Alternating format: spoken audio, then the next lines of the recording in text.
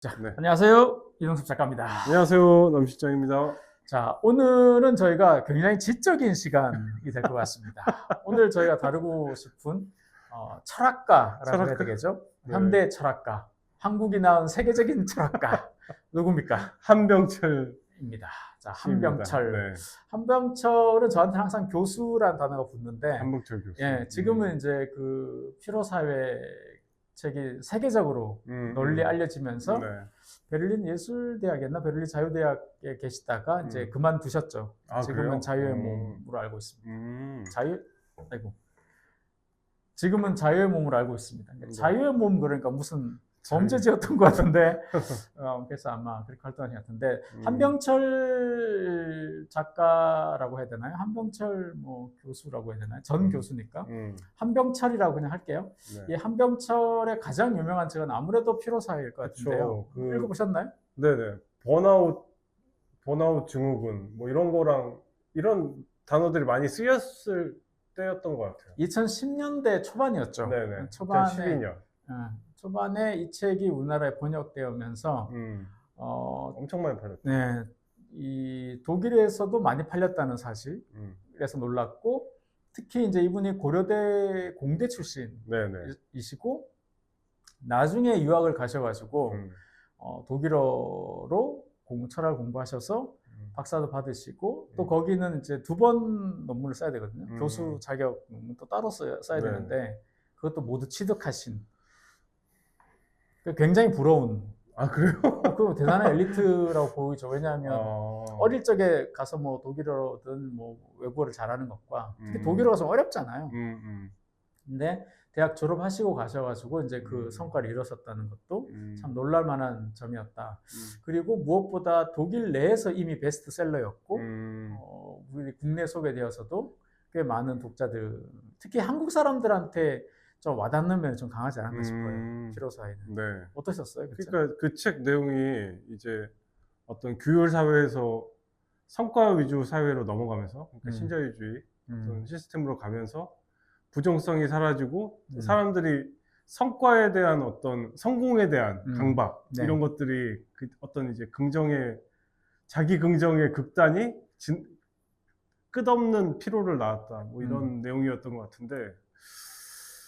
저는 잘 그렇게는 그것보다는 더 복잡하지 않나? 약간 좀 더 사회는 여전히 더 구조적이지 않나? 약간 그런 생각을 좀 했던 것 같아요.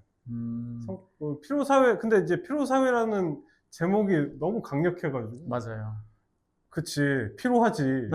힘들지. 돈 벌어먹기가 뭐 쉽나? 뭐 이러면서 봤는데, 그냥 그 정도 의문이었던 것 같아요. 저는 그렇게 쭉 따라 읽지는 않았고, 그 외로도 엄청나게 책이 많이 나왔잖아요. 그리고 많이 나왔는데, 피로사회를 제가 처음 읽었을 때 전 감동받았어요. 아, 그래요? 왜냐하면 그 철학책이나 인문사회 계열 책들은 좀 불친절하잖아요. 니네가 모르면 그것은 다 너네의 탓이지, 이 책을 이해하지 못한 것은 전적으로 독자의 탓처럼 되어 있었어요. 그래서 막 실제로 독자들도 그렇게 생각을 하죠. 이 저자는 엄청나게 많이 알고 있고 잘 썼는데 내가 이걸 못 알아듣는다. 아니면 좀 지나서 번역 쓰면 이 내용은 좋은 것 같은데 번역을 잘못한 게 아닌가. 뭐 그렇게 됐는데 뒤집어 생각하면 저는 어떤 경험이 있었냐면 제가 파리를 가기 전까지는 프랑스를 거의 못했어요. 가서 어학을 하고 이제 대학을 들어갔는데 처음에 들었던 수업 중에 이제 사진 관련 수업을 들었는데 너무 다 이해되는 거예요. 저 선생님 말씀이. 난 불어 너무 잘하나 봐. 그랬어. 그 다음 시간에 미학 수업을 들었는데 하나도 이해가 안 되는 거예요. 그때 제가 뭘 느꼈냐 하면 아는 내용은 외국어로 들어도 내용이 파악이 돼. 왜냐하면 내가 알고 있으니까 단어만 알아들어도 그것을 매개해서 내용을 이해하는 거죠. 근데 내가 모르는 내용이면 그 프랑스어를 다 알아들어도 내용이 이해를 모르는 내용에서 그 모르는 내용까지 이해하기는 어렵더라고요. 그래서 이제 번역 탓을 할 게 아니구나. 이것은 그냥 나의 지식이 부족함이다. 저는 기본적으로 그런 자세를 갖고 있어요.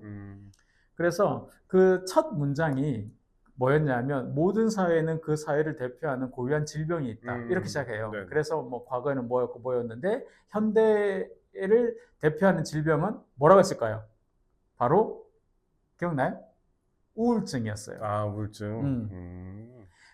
제가 이 말씀 드리는 이유는 뭐냐면 굉장히 이 책은 얇아요.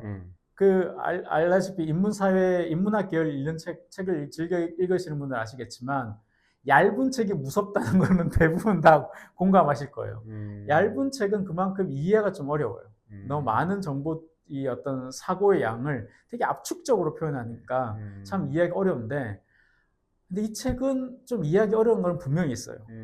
두 번째는 그렇지만 그래, 이렇게 한번 생각해 볼 만하구나. 이 사회라는 게 아까 남시장님 말씀처럼 하나의 사회, 우리가 살아가는 사회를 이거다라고 한 가지 면으로 이야기는 좀 거칠죠.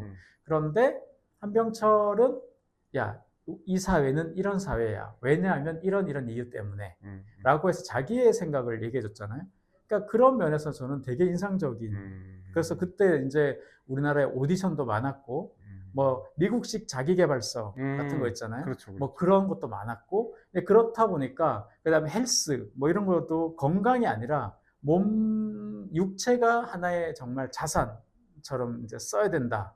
뭐 그런 내용이라든가. 그래서 그 책에 있는 내용들이 되게 압축적이면서 제가 되게 지금도 기억나는 건 그거예요. 페이스북에 왜 좋아요만 있냐.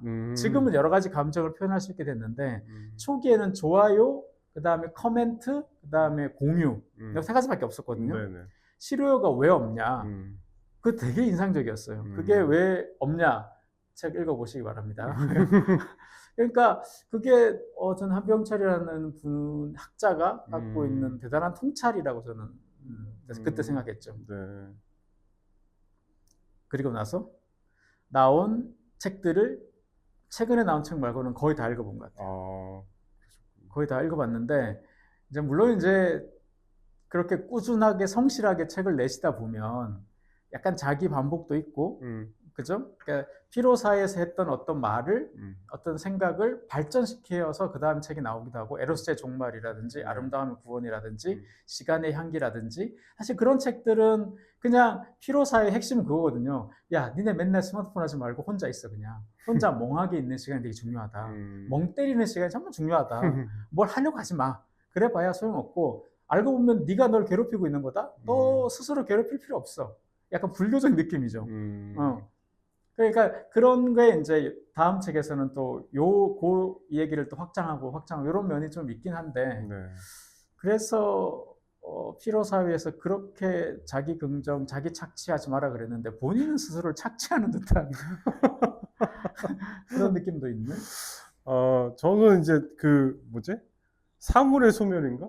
그런 네네. 책을 최근에 이제 봤었는데 중간에 이제 사진 이야기가 나와요. 셀피를 다루면서 이 사물의 소멸이, 그러니까 지금 이제 정보화 사회, 뭐 신자유주의 사회가 사물을 탈사물화 시킨다는 거죠. 그게 무슨 말이에요?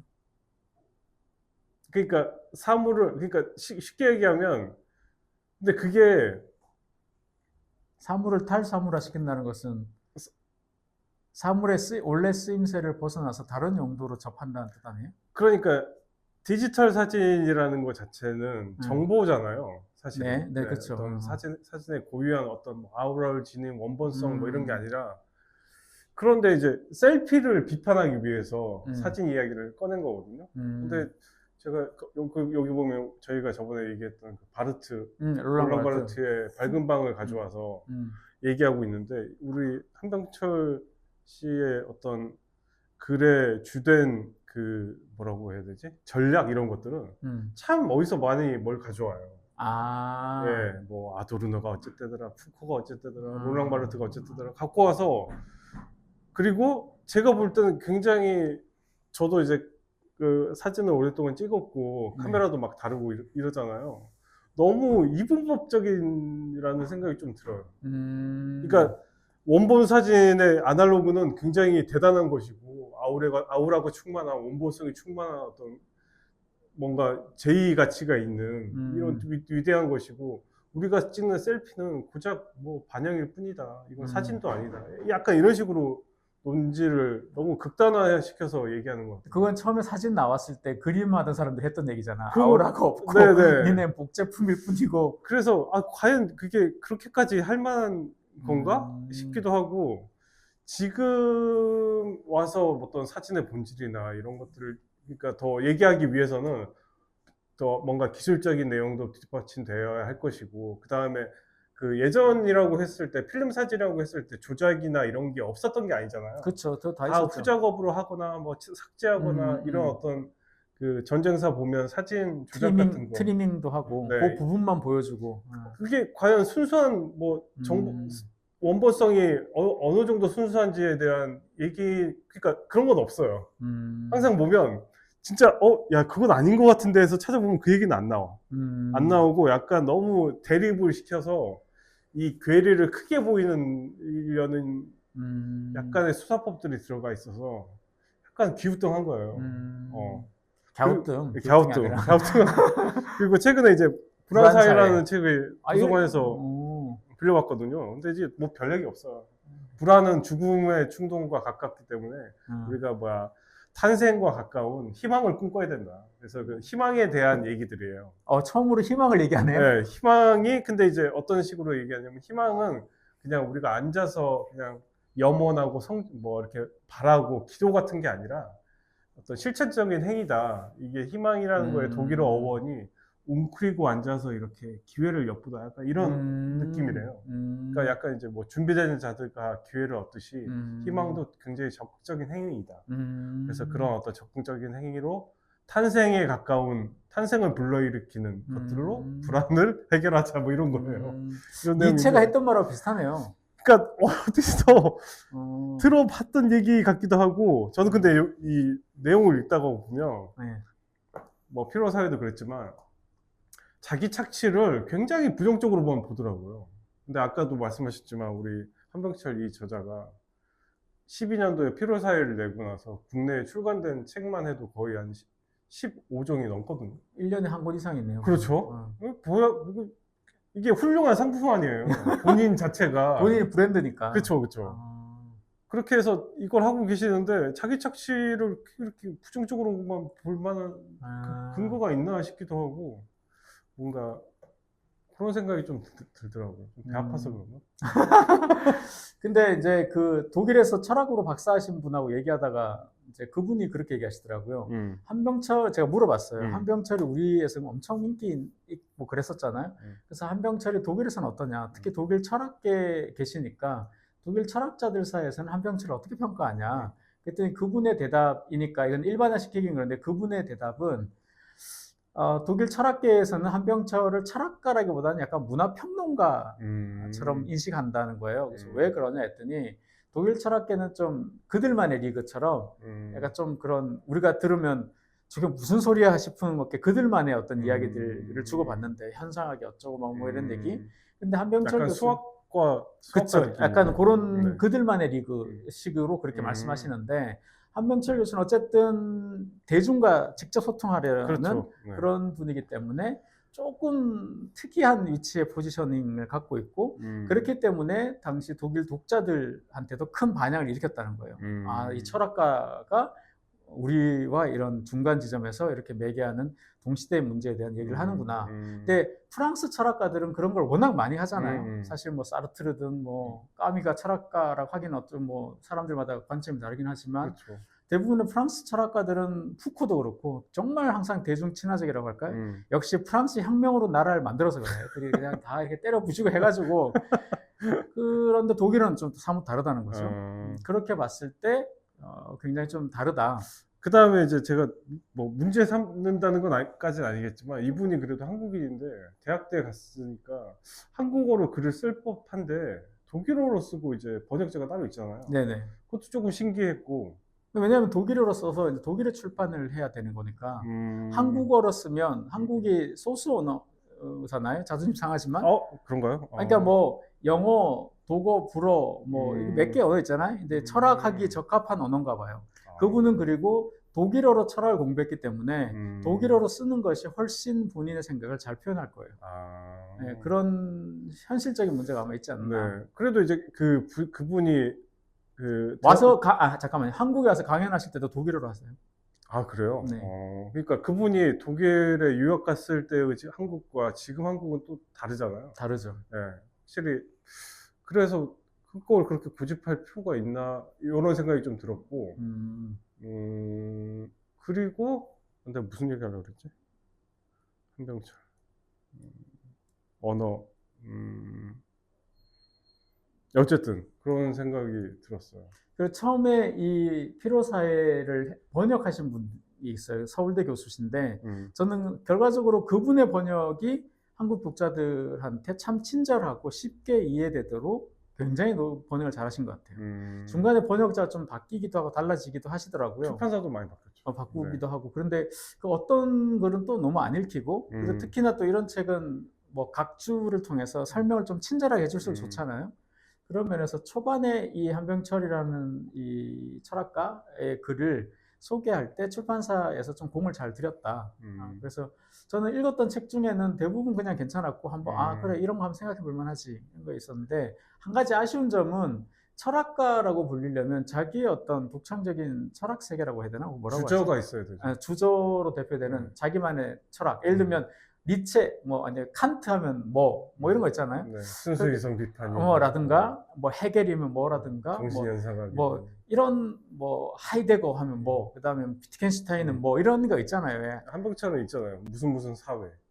그 사회. 그러니까 약간 그게 문화 비평 같은 느낌이지. 그 책이 너무 다 짧고 짧아서 약간 좀 그런 게 아쉽긴 하는 것 같아요. 그러니까 저는 자기가 진짜 생각하고 내가 공부하는 분야가 뭔지 뭐 이게 잘 모르겠어요. 뭐가 전문가인지. 아간벤 전문가 같아요. 되게 전문가? 아간벤을 갖고 주로 얘기를 많이 하긴 하는데 그렇더라도 그냥 아간벤처럼 본인 한병철이라는 철학가의 자기 어떤 하나의 개념, 뭐 그러면 뭐 피로면 피로, 불안이면 불안. 불안은 이미 많은 철학가들이 다룬 개념이긴 하지만 뭐 하나 자기 착취라든가 뭐 하나의 개념을 좀 더 깊이 있게 파고드는 그런 책을 쓰시기를 바랍니다. 그래서 지금은 약간 그 얘기를 들어서 그런지 자꾸 약간 문화평론가처럼 느껴져요. 저는. 그래서 막 제가 문화평론가 같은데요, 진짜? 네. 그렇게 하니까 그래 뭐 그 정도면 이 정도면 되지 않나 이런 생각이 들기도 하더라고요. 그래서 영감을 주는 것도 있고 읽고 나면 그래 맞아 이렇게 맞아 이런 생각이 들기도 하고 그런 면에서는 제가 하루키 때 얘기했지만 꾸준히 쓰고 있으시니까 언젠가는 또 철학적인 책을 또 쓰지 않을까. 그래서 권력이란 무엇인가 그 책도 쓰셨거든요. 근데 그 책 읽어보면 조금 다르긴 해요. 그나마 조금 그 책도 뭐 이렇게 두껍거나 뭐 그런 책은 아니시긴 하지만 저는 이제 소설 많이 읽어서 그런지 이게 그 어떤 저자든 나름의 특징이 있잖아요. 문체랄지. 그래서 그런 걸 좀 찾아보려고 항상 노력하거든요. 그러니까 이게 뭐 이해가 안 되나 뭐 이걸 떠나가지고 이 사람이 근데 보면 그냥 자기 생각을 정리하기 위해서 철학사전 옆에 두고 용어 설명해 가면서 이런 거 반, 그 다음에 다른 사람들 글 인용해 온 거 반. 그래서 이게 뭐 연결이 됐다고 그냥 퉁치고 약간 넘어가는 듯한 느낌이 약간 의문스럽달까? 그런 걸 좀 받았어요. 그래가지고 특히나 이제 그 아까 얘기한 셀피 분석에 들어가면 너무 성긴 거야. 우리 사진 얘기하면서 그 음판 인쇄, 음판 사진술 약간 이런 얘기를 나 안 나와도 되거든요. 태고적 얘기. 태고적 얘기를 갖다가 그리고 바르트의 사진론에서 더 나가지도 않아요. 그래요? 그리고 바르트 사진론 자체가 사진 일반론이 아니라 그냥 그쵸. 어머니 애도하면서 그냥 쓴 거잖아요. 그러니까 왜 뭐 베냐민 얘기를 더 하든가. 그리고 베냐민은 사실 그 기술 복제 시대의 예술 작품 해가지고 엄청난 얘기거리들을 많이 내놨잖아요. 근데 그런 얘기도 아니고 너무 이거 빈약한데? 그러니까 실제적으로 그 디지털에서 사진 아날로그에서 디지털로 바뀌었을 때 본체만 바뀌는 거잖아요. 예를 들자면 필름이 들어가는 그런 필름 카메라가 디지털로 바뀌는 거거든요. 렌즈는 똑같이 써요. 대부분. 그쵸, 맞아요. 그러니까 그런 것만 생각을 해봐도 이 사람이 그냥 실제적인 어떤 환경보다는 환경이나 테크니컬한 면 그걸 실제 사용하고 있는 사용자 또는 그 사진 산업 뭐 이런 거에 대한 관심은 하나도 없고 그냥 단순히 그냥 디지털 사진이라는 개념 뭐 사진이라는 개념 정리해서만 왔다 갔다 하는구나 해가지고 그렇게 뭐 감수성이랄지 이런 건 좀 찾기는 힘든 저자지 않나 저는 그런 생각이 좀 들었어요. 지금 이제 얘기 듣다 보니까 그런 생각을 했던 게 기억이 나는데 책을 다 읽고 나면 쭉 정리를 해놓거든요. 종이에다 쭉 정리해서 끼워 놓는데 다시 읽어보니까 그런 구절 제가 썼더라고요. 이 사람은 우울증 환자 같다. 그 한병철이라는 사람은 아. 작가의 책을 오랫동안 이렇게 쭉 읽다 보니까 음. 어떤 뭐라 그럴까요? 좀 짜낸다라는 표현이 처음에 좀 있었는데, 음. 그러니까 우울증 환자들 특징 중에 뭐냐면 자기가 자기를 미워하는 게 우울증이잖아요. 자기가 자기를 긍정하지 못하고. 근데 한병철이라는 사람도 어쩌면 좀 그런 면이 있지 않나? 한병철이 모국어를 찾아야 우울증 극복합니다. 그런가요? 네. 한글로 글을 써야 됩니다. 김치 먹어야 되거든요. 얼마나 먹고 싶을 거야. 죄송합니다. 그래서 김치를 네. 드시든 한국어를 네. 쓰시든 해서 그리고 약간 우울증에서 벗어났으면, 그러니까 우울증 같은 느낌이에요. 아, 그냥, 네네. 그냥 느낌이고. 그래서 이제 어떻게 생각하면 이 한병철 이분이 좀 업데이트를 좀 게을리하시나? 공부가 사회가 이렇게 20년 동안 좀 이렇게 급격하게 10년 이상 빨리 변했는데 여전히 좀 그 철학가들한테 10여 년은 별게 아닌지 너무 그냥 과거의 이론과 과거의 생각에 맞춰서 지금을 틀에 짜놓고 보는 건 아닌가. 조금 더 이렇게 들레즈나 이런 사람들은 항상 생성과 변화 이런 게 주목하다 보니까 그렇죠. 끊임없이 변화를 주목하게 되잖아요. 네네. 근데 여기는 한병철은 그런 거보다는 사회를 내가 딱 규정을 하고 그 규정에 맞게 들여다보니까 조금 더 프레임에 갇히는 효과도 본인이 원하든 원하지 않든 그래서 그런 식으로 이제 시도할 수 있는 방법이 이제 돌파구 같은 게 이제 이를테면 작가론이랄지 뭐 미술가론이나 어떤 영화론 이런 거 매체론 이런 거거든요. 근데 다 죄다 철학 에세이야. 이런 건 좀 아닌 것 같아요. 그러니까 어떤 대상을 자기가 진짜 호감을 보여줄 수 있는 대상을 선택을 해가지고 자기 생각을 딱 개진하는 작업도 필요하지 않나. 한병철 씨 피아노 좀 치던데 그 음악 클래식 음악이든 피아니스트에 대한 이론을 한번 써보잖아요. 그런 것도 이제 돌파구가 될 수도 있는 거죠. 뭔가.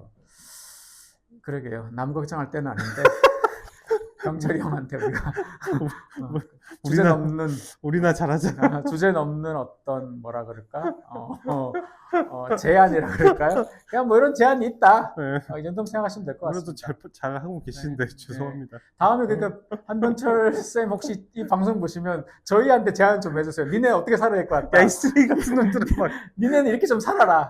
그런 얘기 해주시면 저희는 열심히 이제 그 말씀대로 열심히 살아볼 테니까요. 갑자기 부끄러워지네. 그래도 했으면 좋겠습니다. 자, 그래서 얇지만 그래도 피로사회 정도는 꼭 한번 읽어볼 만한 책이 아닌가 싶습니다. 기회 되시면 꼭 한번 읽어보시면 좋을 것 같습니다. 마지막으로 오늘 여기까지 하겠습니다. 고맙습니다. 죄송합니다. 뭘 죄송해.